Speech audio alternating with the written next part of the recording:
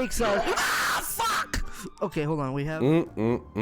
The symphony of horror gaming. The screams heard across the world. Whatever you want to call it, there's something beautiful about horror games. The horror genre has a certain beauty to it, and that just happens to be that those games scare the shit out of you. Nothing can get your heart pumping and your brain working faster than a good scary game. How's it going, everybody? I'm CloudRaids and welcome to the channel, where I talk about video games and everything surrounding them. Today we're talking about a certain kind of beauty, and whatever you're thinking of, no, it's not that. I'm talking about the beauty of horror games, the genre that seems to have perfected what scariness is. And it's October and it's almost Halloween, so why not make a spooky video, especially about something that I love so much, which is a good scary game. More specifically, I want to talk about what makes this genre so darn beautiful. So let's just get into the video. The horror genre in gaming has been a fan favorite for a pretty long time. Some might even call it a cult following.